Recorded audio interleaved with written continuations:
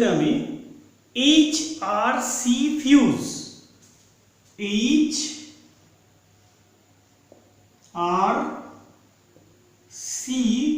এই ফিউজটা সম্বন্ধে আলোচনা করব। HRC fuse.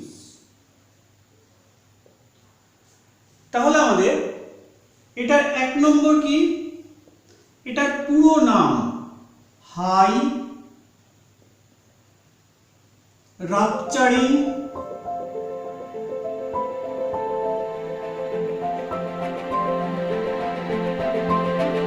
Capacity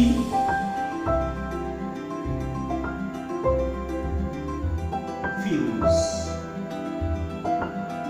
high rupturing capacity fuse এটার ফুল ফর্ম। এটা আমাদের 1 নম্বর গেল। 2 নম্বর, আমরা এটাকে কি কাজে ব্যবহার করব? আচ্ছা, তার মানে কি 2 নম্বর পয়েন্ট আমার হচ্ছে ফাংশন।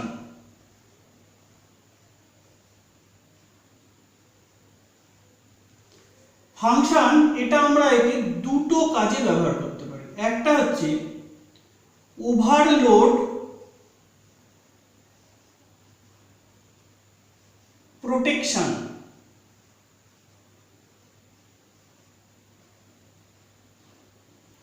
আর 2 নম্বর আমরা এটাকে শর্ট সার্কিট প্রোটেকশন।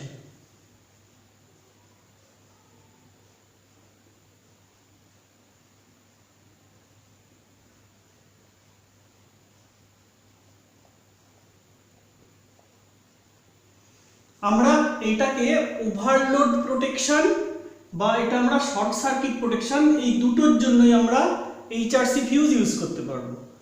এখন দেখো, এমনি ফিউজেরও এই কাজেই আমরা ইউজ করি, কিন্তু HRC ফিউজ এই কাজে যে ইউজ হয় সেটা তো তোমাকে জানতে হবে, যে অন্য কোনো স্পেশাল কোনো কাজ তা নয়, ব্যাপারটা এটাই। ঠিক আছে, এর ফাংশনটা হচ্ছে ওভারলোড প্রোটেকশন বা ওভার কারেন্ট প্রোটেকশন, আর হলো শর্ট সার্কিট প্রোটেকশন। কিন্তু এগুলোর মধ্যে একটু অন্যান্য ফিউজের থেকে এর একটু ডিফারেন্স আছে। কি ডিফারেন্স শোনো। ওভারলোড প্রোটেকশনের সময় সাধারণ যে ফিউজ আছে সেই ফিউজটা করে কি, যখনই ওভারলোড হয়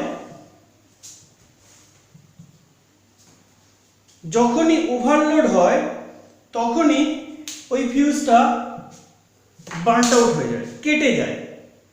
ঠিক আছে, তখনই সেই ফিউজটা কেটে যায়। অর্থাৎ দেখা গেল যে একটা ফিউজের 6 অ্যাম্পিয়ার রেটিং আছে, 6 অ্যাম্পিয়ার যেই ক্রস করে গেল তখনই ফিউজটা কেটে যায়। কিন্তু HRC ফিউজের ক্ষেত্রে এটা সাথে সাথে কাটবে না, একটু টাইম দেবে, 10 থেকে 12 সেকেন্ড টাইম দেবে, কিন্তু সেটা একটা ফ্যাক্টরের উপরে দেবে। দেখা গেল যে ওভারলোড, দেখা গেল সাপোজ 10 অ্যাম্পিয়ার এর কারেন্ট রেটিং আছে, এর কারেন্ট রেটিং 10 অ্যাম্পিয়ার আছে, ধরো এটা কারেন্ট রেটিং 10 অ্যাম্পিয়ার আছে। ঠিক আছে, তাহলে এবার এই কারেন্টটা কোনো কারণে এক্সেস হয়ে 15 অ্যাম্পিয়ার হলো।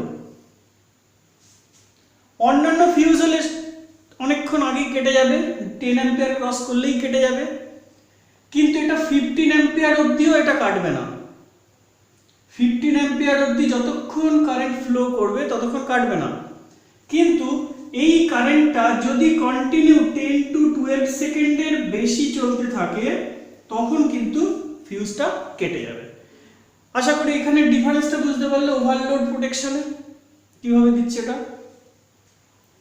শর্ট সার্কিট প্রোটেকশনের ক্ষেত্রে দেখো, যখন এর 10 অ্যাম্পিয়ার নর্মাল রেটিং কারেন্টের, এবার দেখা গেল এর গায়ে 60 কিলো অ্যাম্পিয়ার লেখা আছে, এটা এর হচ্ছে সার্জ কারেন্ট বলা হয়, এটাকে সার্জ কারেন্ট। ঠিক আছে, তাহলে এই কারেন্টটা যখন শর্ট সার্কিট হয় তখন কিন্তু প্রচুর হাই অ্যাম্পিয়ার হয়ে যায়, একদম শার্প হাই অ্যাম্পিয়ার কারেন্ট হয়ে যায়।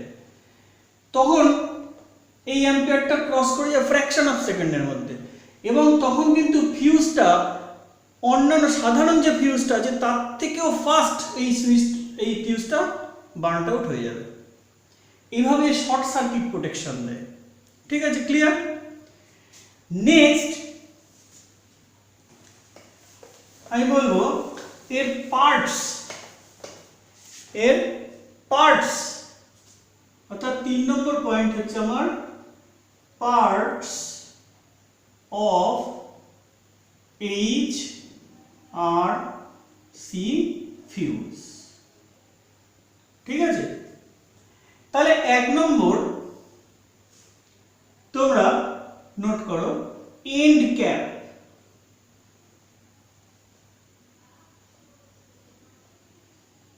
এটা দুটো থাকে এবং এটা ব্রাশের তৈরি হয়।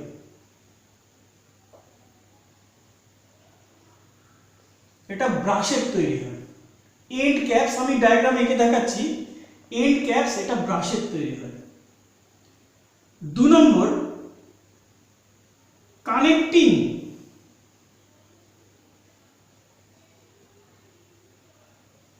লিংক। এটা কপারের তৈরি হতে পারে, অ্যালুমিনিয়ামের তৈরি হতে পারে, অথবা এই ব্রাশেরও তৈরি হতে পারে। ঠিক আছে, 3 নম্বর এর মেন যে বডি, এর মেন বডিটা চায়না ক্লে হতে পারে, অর্থাৎ আমরা যেটা বলি চীনামাটি সেটা হতে পারে, সেরামিক হতে পারে, আর কি পোর্সেলেইন হতে পারে।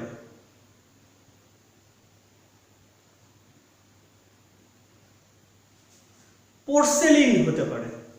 ঠিক আছে, এই জিনিসগুলো হতে পারে বডিটা তৈরি। আমি ডায়াগ্রাম এঁকে দেখালে তোমরা বুঝতে পারবে। 4 নম্বর পয়েন্ট যেটা ফিউজিং এলিমেন্ট।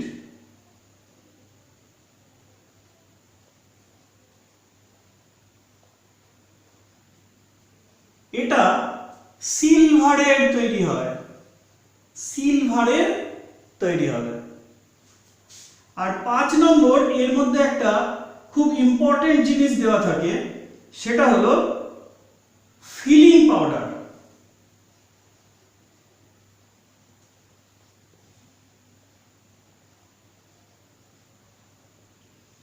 ফিলিং পাউডার হিসেবে মার্বেল ডাস্ট দেওয়া থাকতে পারে, চকের গুঁড়ো দেওয়া থাকতে পারে, এই ধরনের জিনিস এখানে দেওয়া থাকে। এবার এদের মধ্যে মেন কাজ কিন্তু ফিউজিং এলিমেন্টের। এটা সিলভার দিয়ে তৈরি হয়, আর একে সাপোর্ট দেওয়ার জন্য ফিলিং পাউডারস থাকে। ফিলিং পাউডারটা কি করে? ফিলিং পাউডারটা যখন ফিউজিং এলিমেন্টটা গরম হতে থাকে,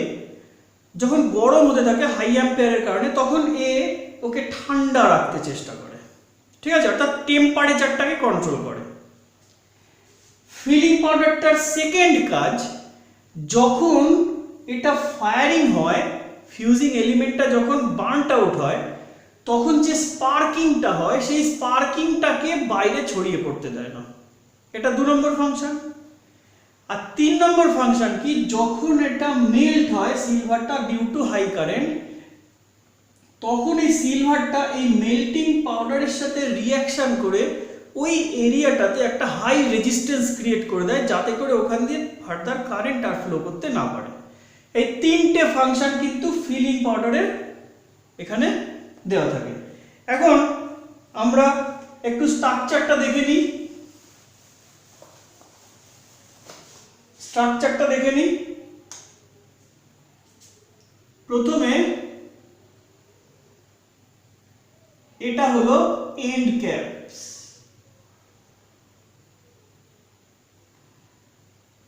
এটার ভেতরে এরকম বডিটা থাকে। এটা কি কি দিয়ে তৈরি আমি লিস্ট আগে দিয়ে দিয়েছি, তোমরা মিলিয়ে নেবে। বারবার আর বলছি না, টাইমটা লেন্দি হয়ে যাবে।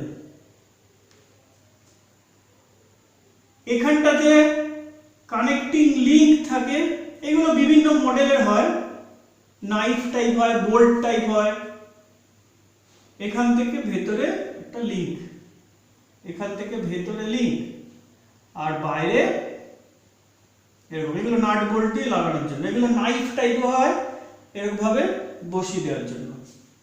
আচ্ছা, এখানটাতে থাকে মেইন ফিউজিং এলিমেন্টটা। এটা কি দিয়ে তৈরি? সিলভার দিয়ে তৈরি। আর এই যে বাকি জায়গাগুলো, এই বাকি জায়গাগুলো থাকে ওই ফিলিং পাউডার। ঠিক আছে, তাহলে আশা করি তোমরা HRC ফিউজের স্ট্রাকচারটা একটু আইডিয়া করতে পারছো। এবার এই HRC ফিউজের যখন এটা মেল্ট হয়ে যায়, তখন কিন্তু দেখো এখান থেকে বাইরে বেরিয়ে আসার চান্স নেই আর্কটা, কারণ একটা পুরো কন্টেনারের মধ্যে রয়েছে। ঠিক আছে, আচ্ছা, তাহলে এইখান থেকে দেখো এইগুলো হচ্ছে এন্ড ক্যাপস। ঠিক আছে, এটা সিরামিক বডি, এটা ফিলিং পাউডার, এটা ফিউজিং এলিমেন্ট, এটা সিলভার দিয়ে তৈরি, আর এটা কানেক্টিং লিঙ্কস। ঠিক আছে, এই হলো আমাদের HRC ফিউজ। আচ্ছা, এখন দেখো এই ফিউজ যদি মনে করো 300 অ্যাম্পিয়ার এই রেটিং দেখে তুমি কিনেছো। ঠিক আছে, 300 অ্যাম্পিয়ার এই রেটিং দেখে কিনেছো, তাহলে এটা সার্কিটে কানেক্ট করা আছে।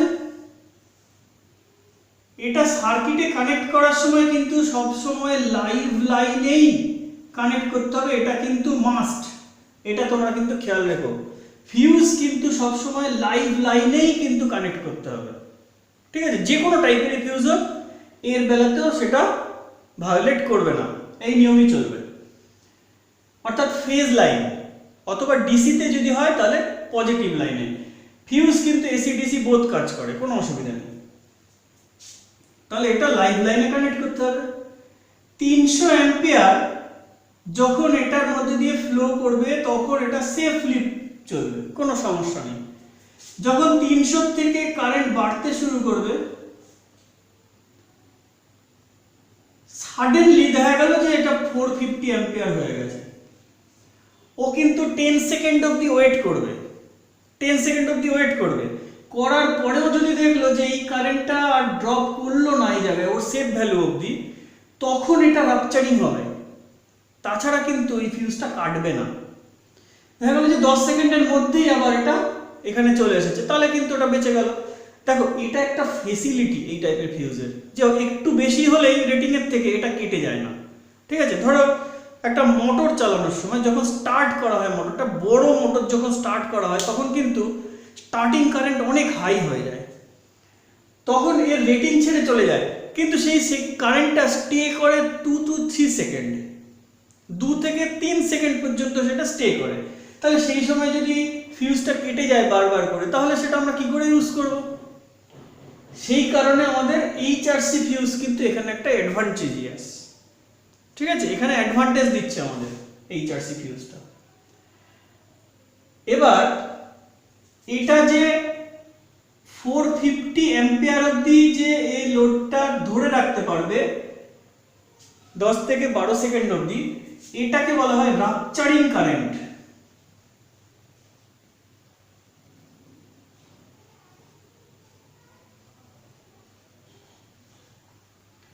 এটাকে বলা হয় কারেন্ট রেটিং। অর্থাৎ এটা দেখে তুমি কিনবে, সার্কিটের যা রিকোয়ারমেন্ট সেটা দেখে কিনতে হবে, ওর বাদ বাকিগুলো প্রোটেকশন পারপাস থাকবে। আর এখানে দেখা গেল যে 40 কিলো অ্যাম্পিয়ার এরকম একটা কিছু লেখা আছে, অন্য কিছু ভ্যালু থাকতে পারে। এটাকে বলা হয় সার্জ কারেন্ট। অর্থাৎ শর্ট সার্কিটের ক্ষেত্রে সাডেন কারেন্ট যদি অ্যাম্পিয়ারে রিচ করে যায়, তখন এটা কিন্তু ইনস্ট্যান্ট কেটে যাবে। আর এর আরেকটা প্রপার্টি আছে ইনভার্স কারেন্ট টাইম প্রপার্টি। অর্থাৎ এইভাবে এদিকে কারেন্ট, এদিকে টাইম। ঠিক আছে, কারেন্ট যত বেশি এর এই নর্মাল রেটিং কারেন্টের থেকে যত বেশি সাডেনলি রিচ করবে ও কিন্তু তত সাডেন টাইমে কিন্তু শর্ট টাইমে ও কিন্তু রাপচারিং করে যাবে।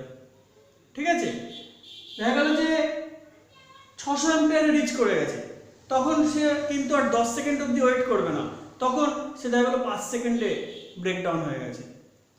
দেখা গেল যে 300 অ্যাম্পিয়ারটা 1000 অ্যাম্পিয়ার উঠে গেছে, তখনও কিন্তু 3 সেকেন্ডের মাথাতেই ফিউজটা ব্রেক করে যাবে।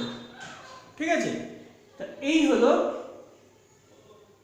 HRC fuse.